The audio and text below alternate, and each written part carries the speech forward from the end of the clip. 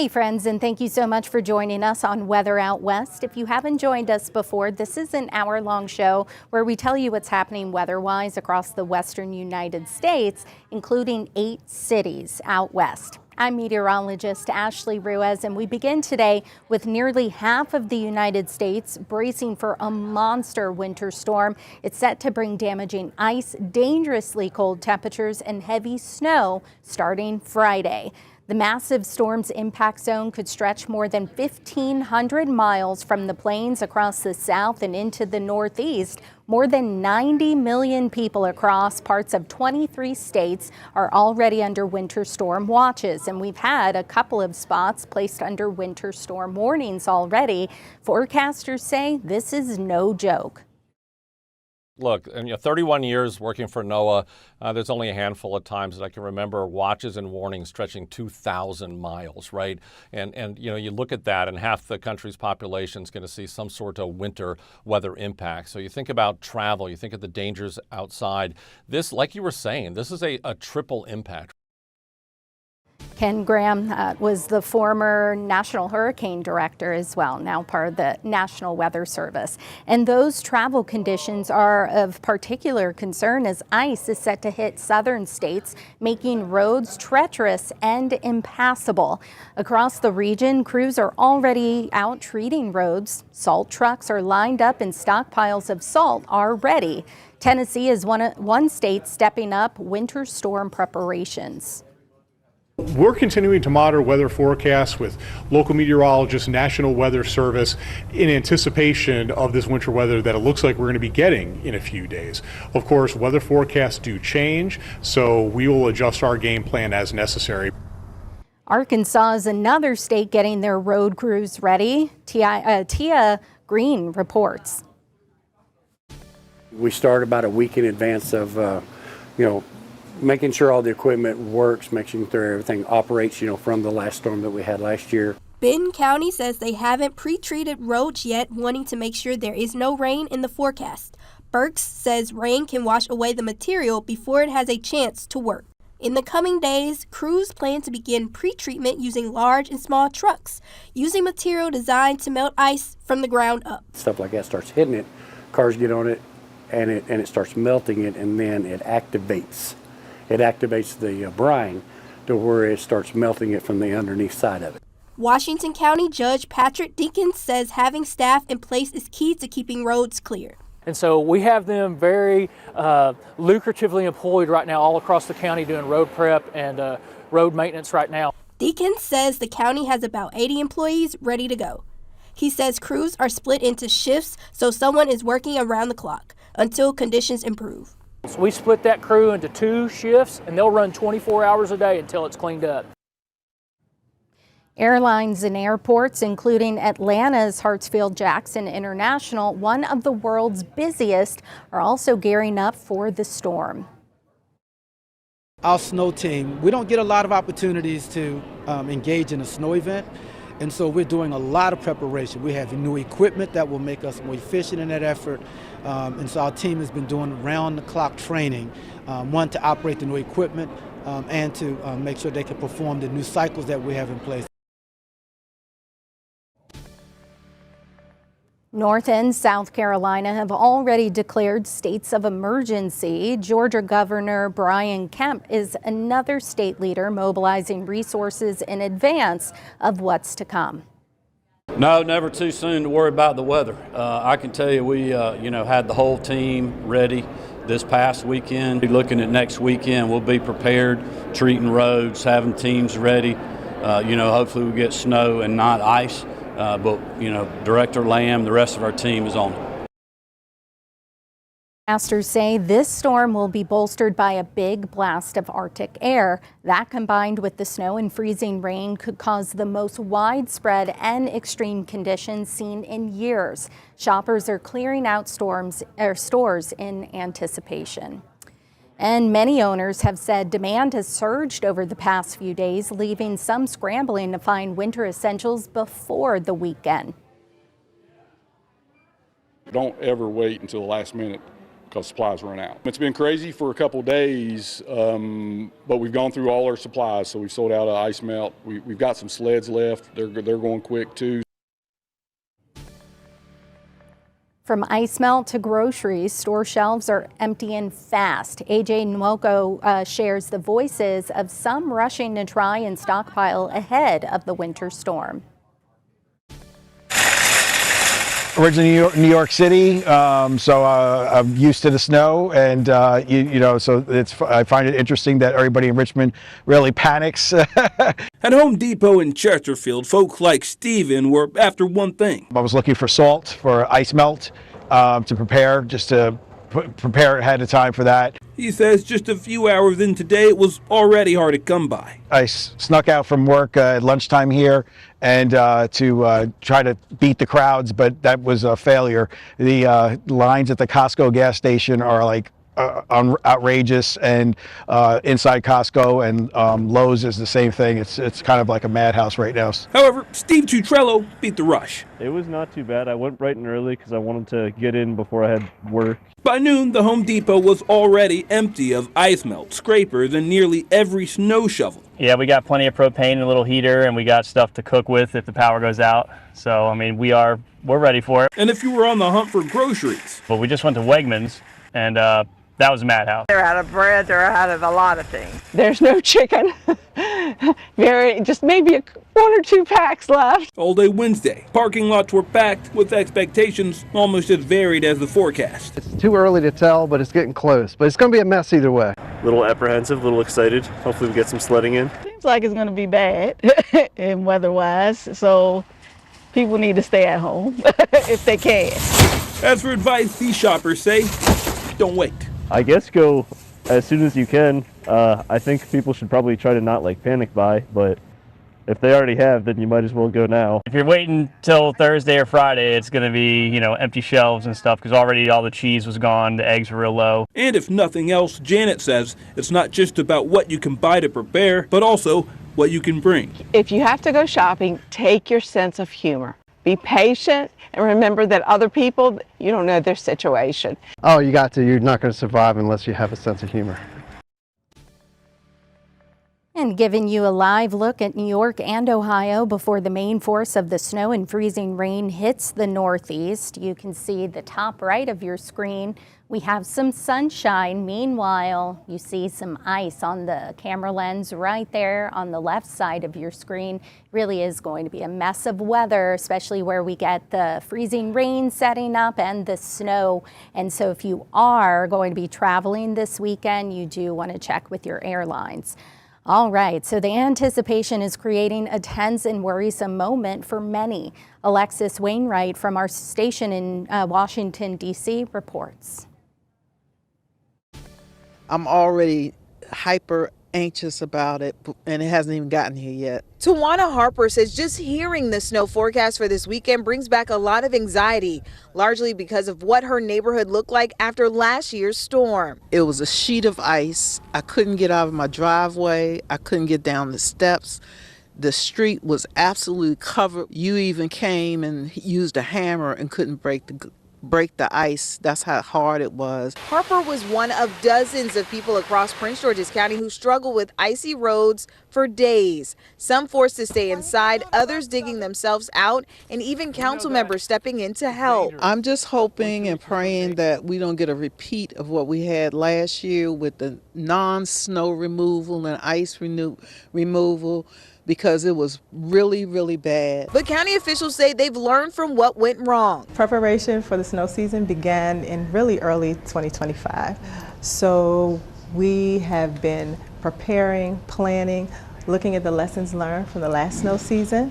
We've held dry run events. The Department of Public Works and Transportation says crews will be working 12-hour shifts, and residents can also track snow removal efforts online. We go into this snow season and go into this snow event We're ready. Our employees are ready. When the snow comes, we will be working 24 hours every day until all the snow is cleared. And Harper has one message for the county ahead of the storm. Please be diligent about getting out, especially to the side streets, especially to where we have a lot of elderly, we have a lot of seniors who have to get out and about and be able to get from their homes safely, because we don't want anyone to get hurt. And heads up, Denver, bitter cold temperatures and snow are headed your way this weekend. A weather impact alert is in effect for Friday and Saturday. Plus, it's a huge weekend for football fans. The Broncos host the Patriots Sunday in the AFC Championship. Let's get you prepared with Kathy Sabin and Katie LaSalle. They've got all forecast details and what you can expect for game day. Hello from Denver, Colorado, where we're enjoying kind of a mild, dry day ahead of a blast of Arctic cold. And this cold air is coming in Friday into Saturday, but it's also bringing some snow. And wow, do we need the snow. What we don't want to see is this cold Arctic air combining forces with the subtropical jet to produce a historic ice storm, which looks like it'll be playing out from central Texas to the Carolinas. So a lot happening in the next 72 hours. We're keeping an eye on this Arctic front, which it looks like it's going to come in on Friday morning. And that cold air kind of sloshes westward and then retreats. But we'll have highs in the teens, lows below zero, and a little bit of snow here. But interesting to look what happens across the lower 48. The ice storm from the Carolinas through Memphis back into Dallas, and then snow from Colorado into the Northeast, where they're forecasting up to 18 inches of snow in New York City. So today we get a little break. We are sunny, we're cool, no travel impacts I-25 or I-70. Really, the snow doesn't get going until Friday. And for Denver, the accumulation probably won't get going till late in the day. So I-70 travelers, you could be running into snow heading up there into the mountains on Friday and still dealing with falling snow on Saturday. Denver, our snow is going to end by Saturday morning, and we're in that 1 to 3 inch range here. But winter weather advisory out for up to a foot of snow from Aspen and Vail down to Telluride and Crested Butte. So not a huge snow producer. The cold is really what we'll be talking about, but we're happy to see the snow, even if it's just for 24 hours here. So sunny, upper 30s today, a potential weather impact alert for Friday and a weather impact alert for Saturday. Highs in the teens and 20s, lows in the singles, 1 to 3 inches of snow. Broncos play at 1 o'clock on Sunday. We have kickoff temperatures in the mid-20s, and then finally a slow warming trend back to sunshine and 50s by Tuesday and Wednesday of next week. I'm 9 News Weather Impact Team's Katie LaSalle. The country is bracing for extreme weather, a major winter storm impacting millions of Americans. And ready or not, very cold air is coming. An Arctic air mass moving in from north to south. Also, a lot of precipitation streaming in from the southwest that will create ice and snow. And for Colorado's high country, great news. We are bracing for more widespread snowfall set to accumulate, and the temperatures here for the metro area and especially across a big portion of the central U.S. and East Coast, some of the coldest we have seen so far this winter. So a lot of alerts in place elsewhere, but right now we have a winter weather advisory that will take effect Friday through Sunday for Colorado's high country. Great for our ski areas. We're looking at anywhere between 4 and 12 inches of snow accumulation. Could create, though, some difficult travel, especially Friday night through Saturday. In and around the Denver area, a big impact for the metro will be highs only in the teens and 0-degree lows. Wind chill values even colder. This will be on Saturday. Less of a snow event for the Denver area, around 1 to 2 inches, but by far the coldest temperatures we have seen so far this winter. We hit just 8 back on December 9th, and we have overall seen a very mild and dry winter season. So the coldest air coming on in. We want to get you prepped for it. By Friday morning, we'll drop down to a low of 11 degrees. And highs will top out in the low 20s. Typically this time in late January, we see highs in the mid 40s. So after a week of unseasonably mild temperatures, it's going to be a shock to the system. Saturday, we'll start off with 0, the overnight low, and top out at 10 only. We'll drop down to single-digit lows once again to start Sunday, with gradual clearing and some of that cold air moving off to the north and east. But you can see high temperatures tomorrow from the mountains to the plains. It will be colder, but over the I-25 corridor and eastern portions of the state up near Julesburg, Burlington, that's where we'll see temperatures tomorrow afternoon only in the single digits and low teens. The mountains will actually be a little bit milder, but then we'll introduce more of that widespread pre precip, snow for the high country, weather impact alert for Saturday, and then by Sunday, big Broncos game here in Denver, taking on the Patriots. It is going to be cold in the stands, and for the players, 25 only the high, and then we're back to more seasonal conditions into next week. And a big game here in Seattle on Sunday as well, the NFC Championship game coming up after the break. I'll take a look at the forecast for Seattle, and we'll get a check from Thomas Patrick in Spokane. 10 straight days without measurable rain in Seattle, and we're closing in on the January record of 12 days straight. The big question is, will it stay dry for Sunday's NFC Championship game? I have the details in today's forecast. A very happy Thursday from Seattle. I'm King 5 meteorologist Ashley Ruiz with a look at your foggy forecast. We had widespread dense fog today to kickstart our Thursday, and temperatures were at and below freezing, and that prompted a first alert weather warning, but that has canceled because we've had improvements with our visibility. We have a very weak disturbance moving over the region, bringing us more clouds, but that pesky ridge of high pressure that's been keeping us from getting any measurable rain is still in place, going to rule our weather pattern all the way through the weekend. It's weaker right now, backing off a little bit, allowing for that disturbance to move through. Now our rain chances look to increase later next week, and it's not even a guarantee. We have a whole week to watch out for that in terms of how much rain, how much mountain snow. But in the meantime, we'll have more clouds today, keeping temperatures a little cooler. And then over the weekend, starting tomorrow, we'll have some patchy fog and then afternoon sunshine. But our overnight temperatures and our mornings are going to be at and below freezing for much of the area. Looking ahead to Sunday, big day here in Seattle. The Hawks take on the LA Rams for the NFC Championship, and the weather looks to cooperate. We could have a couple of showers moving closer to the coast late Sunday and into Monday. It's just not looking very promising right now. The big picture, we have more clouds moving overhead, all thanks to this disturbance, bringing some showers closer to the coast, as well as more clouds to the coast than what we've been dealing with over the past couple of days when we've had bright blue skies after we had some foggy mornings. Around Washington, you see lots of cloud cover, the sun trying to peek through those clouds, just really unable to. Taking you to Queen Anne, looking toward downtown Seattle, you can't see much, but the fog has really just come in waves over the last couple of hours. This is from Everett, and you can see Mount Rainier beautifully, and typically Everett in Snohomish County is one of our foggy spots. Not so much the case this morning. We had a little bit of wind to keep the air mixing along, at least for some of the morning. Highs today in the 30s and lower 40s, some mid 40s out there as well. Winds are going to be light. Tonight, we could have winds starting to pick up a little bit, maybe some easterly winds, and that would keep widespread fog from developing, but it is going to be cold in the 20s and 30s.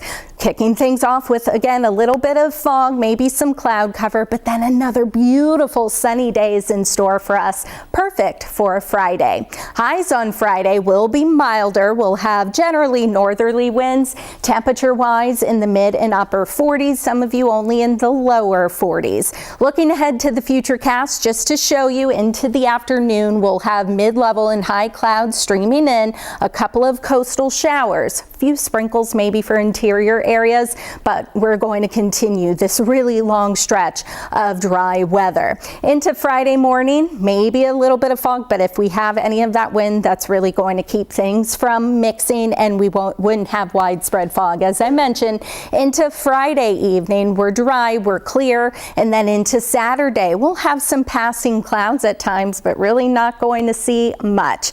And speaking of our Seahawks, as I mentioned, the NFC Championship game kickoff 3:30 at Lumen Field here in Seattle, and we'll have pretty chilly conditions. Pre-game, this is afternoon, not including tailgate time early in the morning, going to be in the 20s and 30s. By kickoff, 44. It looks to be mostly dry, and this is what you're going to hear all about. If you have friends and family traveling, say from east of the Rockies, especially some of the big hubs from Texas all the way through North Louisiana, Arkansas, North Mississippi, into much of essentially the eastern side of the United States into the deep south, Saturday, so Friday, Saturday, and Sunday, it's going to be very difficult to travel. If not, going to see some very significant icing and snow, likely going to have lots of cancellations for, again, some of those big hubs. So make sure they know about this if they're coming into Seattle or you're just traveling in general. Looking ahead to our forecast into Sunday, we'll likely have increasing clouds, maybe a couple of showers into Monday, and then we'll have Tuesday dry time into Wednesday. This is when it appears as though we'll have the next best chance to even see any measurable precipitation. That's at the earliest. But then again, once again, we'll have temperatures warming up into the 40s to about 50. And gray skies and fog blanketing eastern Washington with cooler temperatures. The good news, a pattern shift could bring back the sunshine. Thomas Patrick breaks it all down for you in today's forecast. I'm meteorologist Thomas Patrick in Spokane, Washington, and it's been same old, same old. Today is actually going to be our 9th straight day of just cloudy conditions for the inland Northwest and eastern Washington. And even our live pictures don't look all that much different than they were yesterday or Tuesday or the day before, or really even late last week. You got to go all the way back to last Wednesday for that first. It was a cloudy and foggy day in that case. Hasn't been as foggy recently, thankfully, but the clouds have just been more than persistent. They've just been outright stuck in place. Though I think finally we have some indications that the clouds might finally start to move at least a little bit tomorrow and Saturday. Fingers crossed, and I'm holding out hope. For our current satellite and radar, well, the radar isn't tracking anything, and there's no snow, there's no rain, there's no precipitation coming out of any of this cloud cover. It is just straight cloud cover, and it's just why it's been gray and cold recently. But you can just barely tell there's this very gentle northerly wind or northerly flow that I think will help to kind of trim off a lot of that cloud coverage by tomorrow and Saturday, maybe. Otherwise, just another cloudy day at Silver Mountain, which is up in the clouds.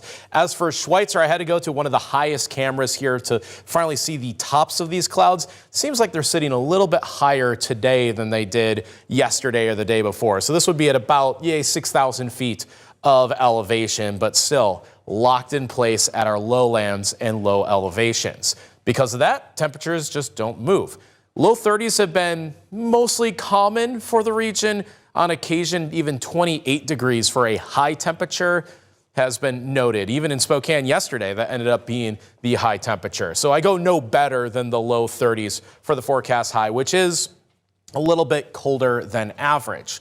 So how are things going to move? Well, a little bit of wind can help. Usually like a big storm system can help to actually just completely whisk away and replace the air with a new air mass replacement, as that would quite literally be called meteorologically speaking. Not fully there, however, a little bit of some colder northerly wind could help to actually dig in, like scooping out that cloud coverage and the moisture from the region. If it can dig in and scoop that out, it can actually push it away into the south. Our computer models do just that. However, I'm a little worried that another scenario would be that these winds just skim over the tops of those clouds. If that happens, it won't move the clouds at all. So it's kind of this 50-50 split of if it scoops out the clouds, we get the sunshine. If it just skims over the top, we'll only end up with cloud cover yet again. I'm going to forecast on the side of sunshine for Friday and Saturday. Temperatures, as you'll notice, will stay cold because that would be a cold wind that comes into play. It is some Arctic air. It's just barely pressing into the northwest, though the worst of it is way, way out to the east. Obviously, big weather impacts from that massive snow and ice storm will be felt across the east coast and the southern U.S., but in Spokane, it'll be right around 30 degrees.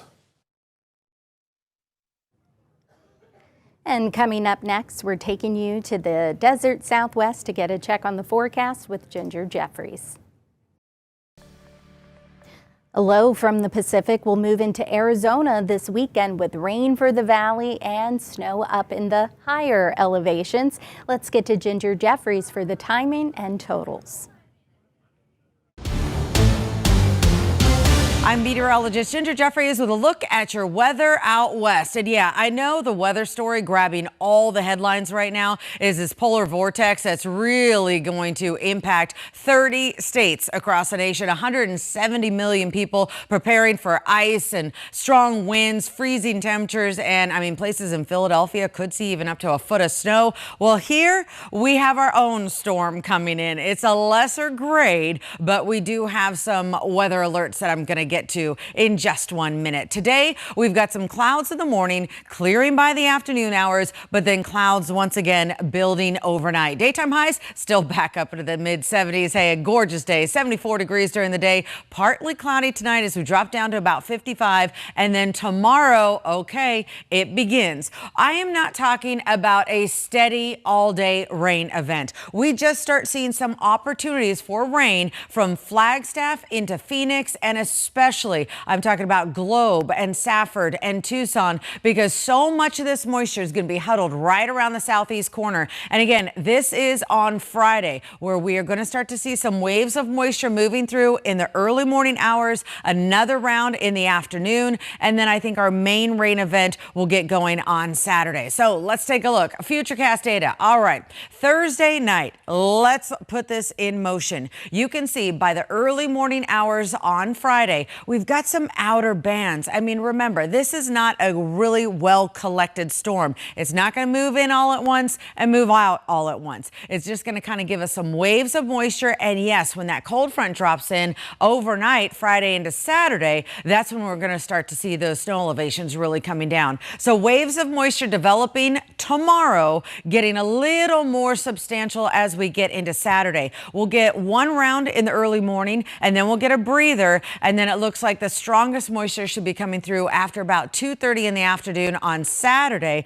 But again, just not collected rainfall. We're talking about pockets of scattered wave type action moisture. Our projected rainfall totals are anywhere from 1/10 of an inch all the way up to 1/2 inch. Now, I think that's going to be in the higher elevations, primarily to the east side of the valley. But for the valley, we need to be ready for 1/10 to maybe 2/10 of an inch. That puts us at about 40 to 50% opportunity through about Saturday, and then we're done with this starting on Sunday. For the White Mountains, yes, bank on the fact that you are getting some shower activity, especially on Saturday, and higher elevations, rain turning to snow by Saturday, because that's when that cold front pushes on through. So it's going to be kind of rainy, a slushy mix at around 7,500 feet on Friday, and then that's going to drop Friday night into Saturday to 5,500 to possibly about 6,000 feet on Saturday, which also means on Sunday morning, that's when we're going to really see that cold air impact.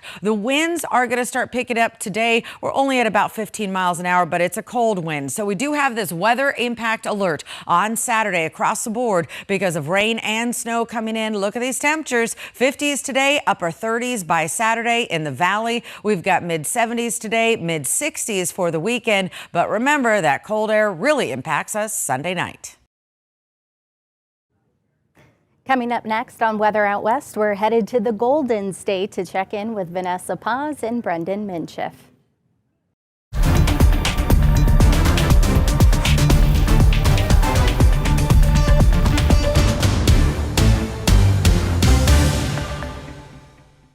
After a year of continuous outbreaks, health experts warn the U.S. is at risk of losing its measles elimination status, something it held for 25 years. Tuesday marks 1 year since a widespread outbreak in West Texas, the largest measles outbreak in the U.S. in decades. Since then, new measles cases have been reported every week across the country. That includes an outbreak in Snohomish County here in Washington, with cases still spreading. A formal international review of the U.S.'s status will happen this spring. Taking you back to weather forecasts. Let's start in Southern California, where a low will send showers to Southern California at times Thursday through at least Saturday. San Diego's Vanessa Paz has the complete timeline in your forecast. Happy Thursday. I'm CBS 8 meteorologist Vanessa Paz in San Diego, California. Well, we have some changes as we wrap up the work week heading into the weekend. Our next weather maker, also known as an area of low pressure hanging offshore, is slowly creeping east, and that's going to bring us changes. You probably felt the cool down. That was our first change, increasing clouds, and we also have the chance for some showers. Let's go ahead and take a look at our rainfall forecast and kind of play out the timing that we're expected to see the most rain. Now, we are looking at bouts of it falling in the northwest quadrant of the county later on tonight. So although it dodged more of the morning commute, might not be the case once we look ahead towards that evening commute. We are looking at around the 5-6 o'clock hour for it to be the heaviest, especially in the North County along the 5 freeway, parts of the 15 corridor. And then it kind of breaks apart moving from south to north. I would just bank on wet weather Thursday evening all the way through Friday with ongoing showers potentially lingering into Saturday. We'll also have increasing clouds along with cool temperatures. And by the time we get to Sunday, that's when we're expecting things to dry out and clear up. When all is said and done, this is a pretty light storm system that we're expecting. We could see the greatest numbers closer to the foothill and mountain areas, maybe near half an inch for spots like Ramona, close to about an inch or so out in Julian. And when it comes to the coast and inland valleys, those neighborhoods west of the mountains, we could see anywhere between 2 to about maybe 4/10 of an inch or so. So again, we're just looking at light showers kind of taking over all the way through the first half of the weekend, and then drier conditions as that storm moves east by Sunday. All right, taking a look at our water year numbers. This is kind of like our report card for how much rain we've received so far. We're doing an incredible job when it comes to our water year numbers. Remember, this calendar starts October 1st, ends at the end of September, and this is actually data for the San Diego International Airport. So I'm going to step out of the way, and you can see that so far we've accumulated close to 8 inches. On average, we should only see half of that. So that puts us at about 3.5 inches of a surplus. And this same time last year, we only got a little over 1/10 of an inch of rain. So we're doing incredible when it comes to those water year numbers. High temperatures, you probably noticed those cooler temperatures yesterday. We will continue to see a drop in daytime highs this afternoon. Lots of 60s to go around. In fact, 60s blanketing most of the county. We'll have some 50s out there for spots like Palomar Mountain. 70 degrees later on this afternoon for spots like Borrego Springs. And as we take a look at your 5-day forecast, this is for the inland valleys. We do stay cool all the way through Saturday, but notice how we have a slight rise as high pressure slowly starts to redevelop by the time we get to Sunday and Monday. So for the coastal areas, subtle daily changes. Some of the coolest days will be now all the way through Saturday when that storm system, assisted by a cold front, sweeps on through, and then we'll be in the high 60s by the time we get to Monday, Tuesday, and Wednesday. For the inland valleys, we'll be in the mid to low 60s all the way through Saturday. That's shooting well below average. Our 30-year normals in the high 60s, but we'll be closer to the average by the time we get to Sunday, eventually climbing into the 70s by early next week. For the mountains and desert areas, if you're headed out there to maybe enjoy the local mom and pop shops in Julian, just make sure that you're layering up. We're going to be quite mild in the 50s with some spotty showers. And then we're looking at those overnight lows to drop near freezing. And unfortunately, it looks like there won't be much precipitation for snow to develop, but we're looking at showery conditions. Meanwhile, for the desert areas, 70s, high 60s with mostly dry skies out there. And taking you north into Northern California, it's been 15 days and counting without rain in Sacramento, and the dry streak will continue. You can expect fog and clouds Thursday, then a pattern shift into the weekend. But will any rain return soon? Brendan Mincheff has the answer in today's forecast. Hey everybody, meteorologist Brendan Mincheff in Sacramento. It's been a little while since we've seen some rain around California's capital. In fact, that streak is up to 16 days. But the average length of a winter dry stretch that is a minimum of 15 days long typically lasts for 25 days. So we're below normal, or below average, I suppose, in terms of the length of our winter dry stretch. Fairly common around here. You will usually go a few weeks without some rain in Sacramento, but we are going to be nowhere near the longest dry stretch since 1990 in the wintertime. This started in 2021 on December 30th, lasted until March 14th, 2022. 75 days in a row without rain in Sacramento. To be clear, we're defining dry days here as rainfall that is equal to or less than 0.08 of an inch. So a few sprinkles, a few drops on the windshield, that doesn't count. We're talking about meaningful rainfall. And yeah, 75 days, the longest stretch since 1990. 60 is second longest, then 48, 42, 41. So this stretch of 16 days is below the normal length of a midwinter dry stretch, and it is certainly nowhere near tops. Now, we're going to go several more days before we see some rain. I don't have anything in the near term, certainly not today. In fact, skies ought to be clearing across Northern California today. 60 in Jackson, 56 in Pollock Pines, 51 Truckee, 46 up in Tahoe. Moving a little further south, 52 in Sequoia Kings Canyon National Park, 51 in Yosemite, 59 in Merced. As we look out towards the coast, 50s and 60s along the coast, low 60s in the lower valley, 64 Big Sur, 59 in Carmel, 58 Monterey, 64 Salinas, 61 in Santa Cruz. Across the San Francisco Bay Area, temperatures near 60 degrees for most. I've got 59 in SF, 60 in Oakland, 59 in Berkeley, 63 Fairfield, 63 in Vacaville. Across the North State, 68 in Red Bluff, almost 70 degrees in Redding today. Same up in Shasta Lake, Mount Shasta at 54, Wairika 52, 52 Redwood National Park, 51 in Eureka, 56 in Fort Bragg, about 60 in Quincy, and across the capital region, talking about temperatures near 60 for most. Very mild fog earlier in the day, but as the day goes on, clearing skies expected. We'll get to about 60 in the capital city. The average high for the time of year is 57.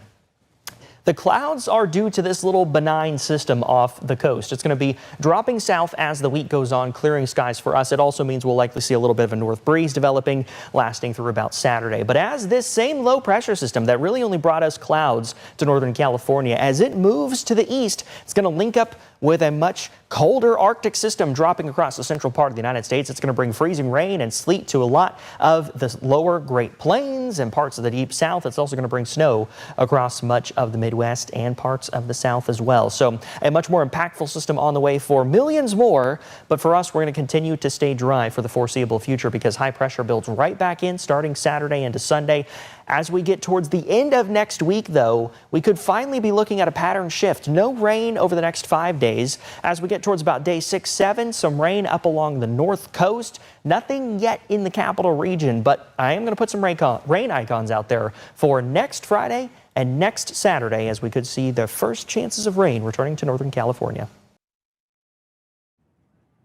And coming up next, we're going to take you back to the north and take you to Portland to check in with Rod Hill, as well as Boise with Hector Mendoza. A pattern shift arrives Friday as the system moves in from the east, bringing colder air and a much-needed change. That cold air could finally break the inversion this weekend, lifting low clouds and bringing sunshine back to the Treasure Valley. Let's check in with Hector Mendoza with all the details from Boise. Well, it has just been a beautiful view from atop the mountains there, looking off into the valley. Again, we've seen a lot of these photos here the past couple of days, just showing the inversion there from atop those mountains.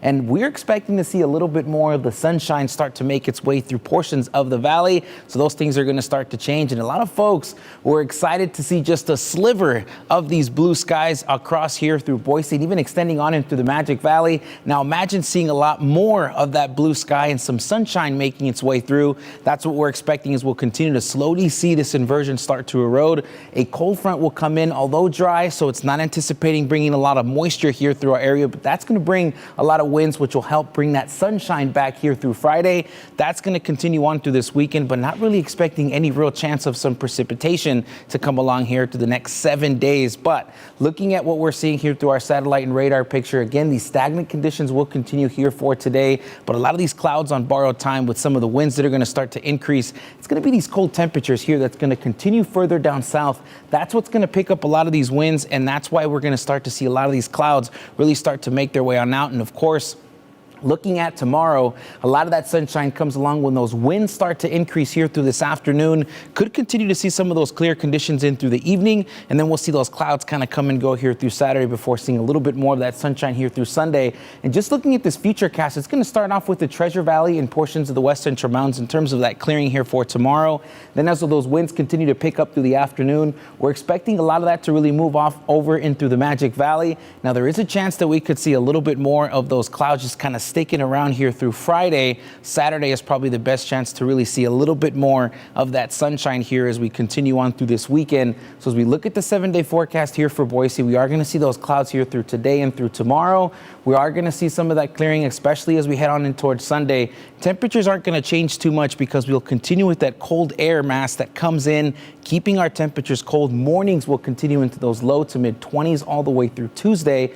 Then as we start to get into Wednesday, we'll see another inversion start to redevelop, and that's what's going to bring a lot of these sort of inversion conditions back. So we could see some more hazier conditions and some clouds really start to build up here as we're going to see a lot of that cold air start to get trapped. But looking at the Twin Falls area, pretty similar, but again, it's going to take its time before we start to see a little bit more of that sunshine, especially as we head on into Sunday. And of course, these temperatures will warm up just a little bit more here as we head on towards Wednesday, and a lot of that sunshine really continues here for the mountains. And then some of these temperatures are really going to start to moderate out here as we're going to start to see some more of those warmer temperatures here in the valleys and a lot of those colder temperatures as you climb in elevation. But we are going to start to look ahead here as we get into Tuesday, Wednesday, and even in through Thursday, as we do have a chance to see some precipitation. It doesn't look likely that it amounts to a lot, but still the possibility is there as we are going to see the system really start to redevelop here as we look at that ridge as we get towards Monday and Tuesday. Then we'll start to notice a lot of these inversion conditions coming along. And of course, as we get towards Wednesday and Thursday, we do see a system that breaks off and a little bit more of that energy that comes in. And this could really start to bring in some of that precipitation in from the south. So we'll keep an eye on that as we get closer to next week.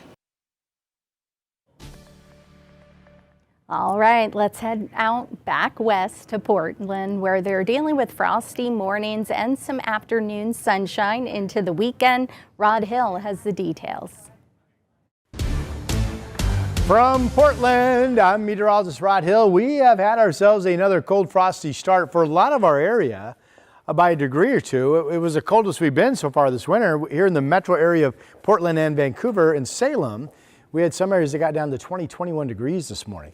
Now, I want to start with what we are tracking. We talked about this yesterday, this dry streak. And again, the airport, the National Weather Service, I should say, they track two types of dry streaks. The first type is what we're doing here, and that is consecutive days with not even a trace of moisture, meaning you never had any morning mist with fog, you had nothing. That record out of PDX, records go back to 1941, 13 days. Back in January of 1985. Today will be day 11 of that. We'll tie the record Saturday, and then we'll break it Sunday. And now it looks like we could stay dry until the 29th or the 30th, which means the new record could be 17 or 18 days if the forecast doesn't change. And the other way the National Weather Service tracks dry streaks is days with no measurable rainfall, which means you can have a little mist here or a trace of rain here. That record, I believe, is 18 days, so we could be close to that one too. Good grief, right? Here's what's going on, and this is cool. I talked about this yesterday. Cloudiness finally coming inland off the Pacific. We think these clouds will be thick enough to take away our sun this afternoon. Maybe there's some sprinkles up the coast, but generally this looks to be just passage of clouds and no precipitation. This will be the first time in about a week we've had any clouds come in off the Pacific, because it was a week ago that strong temperature inversion, a high pressure ridge set up. This is evidence that that is gone, and we now have the door open to start getting some weather systems eventually coming back. With that said, I don't have any rain in the forecast until maybe the back half of next week. Futurecast shows that we just cloud up this afternoon. It's cloudy overnight, and then the clouds clear in time for Friday morning. The clearing timing will be crucial to how cold we get or do not get going into Friday morning, because of course clouds, the old saying, act like a blanket and they keep you a little bit warmer. But tomorrow will be, for the most part, just a sunny day, and we expect right now to clear fairly early in the morning. Our east wind machine has calmed. We have not had winds this morning out at the airport at Trato, which is near the mouth of the Columbia River Gorge. These winds have not been going any stronger than 31, and right now they're 23. So again, the high pressure ridge is simply gone. The temperature inversion is weakening. The east winds weakening as well. So we're starting to change gears. Here's our camera this morning from Seaside, and we have some surfers again in the water. We've seen increasing clouds at the coast. Kind of a partly sunny morning in the valley. You can see the frost early this morning on the grass in front of our state capitol. And there's the Vancouver, the Springs at the waterfront camera looking at the Interstate Bridge and the Columbia River, where it's been really cold. That was low 20s this morning at that location. This afternoon we are dry. We have the clouds holding the temperatures at the coast in the 40s. Coolest day because of the afternoon cloud cover we've seen in quite some time. Models like 40 in Portland and Salem mid-afternoon. That'll be cooler we've been in a while. And then clouds continuing out toward Pendleton, where any clearing would be covered up by the increasing clouds, if that makes sense. Here's the dry 7-day. We get back to sunshine tomorrow. 44 today, 77 tomorrow. Cold, frosty mornings this weekend, but sunshine. And right now I have us dry all the way through Wednesday. I push that rain chance back to Thursday. Still to come, the Academy Award nominations are out. After the break, we'll tell you who is up for Best Picture. Today, we are learning who is up for an Oscar this year. There are 24 categories in total, and we're going to give you a snippet of this morning's announcements. Here are the 10 films that will be up for the title of Best Picture at the Academy Awards. For our final category, let's read them together. I think you got it. Okay. Please. The 10 films nominated for Best Picture are Begonia, Ed Guiney and Andrew Lowe, Yorgos Lanthimos, Emma Stone, and Lars Knudsen, producers. F1, Chad Omen, Brad Pitt, Didi Gardner, Jeremy Kleiner, Joseph Kosinski, and Jerry Bruckheimer, producers. Frankenstein, Guillermo del Toro, J. Miles Dale, and Scott Stuber, producers. Hamnet, Liza Marshall, Pippa Harris, Nicholas Gonda, Steven Spielberg, and Sam Mendes, producers. Marty Supreme, Eli Bush, Ronald Braunstein, Josh Safdie, Anthony Koutagis, and Timothy Chalamet, producers. One Battle After Another, Adam Somner, Sarah Murphy, and Paul Thomas Anderson, producers. The Secret Agent, Emily Leclos, producer. Sentimental Value, Maria Eckerhoft and Andrea Berretinson Otmar, producers. Sinners, Zinzi Kugler, Sev Ohanian, and Ryan Kugler, producers. And Train Dreams, Marissa McMahon, Teddy Schwarzman, Janowitz, Ashley Schlafer, and Michael Heimler, producers. Congratulations to all of this year's nominees. This is so great. I truly enjoy being here with you. And for us to have the honor. I guess we all have a little bit of time to catch up on the movie. Sinners has my vote personally. That's going to do it for us here on Weather Out West on this Thursday. I'm Ashley Ruiz, and as always, we want to thank you so much for being with us today, and we hope to see you again right back here tomorrow on Friday.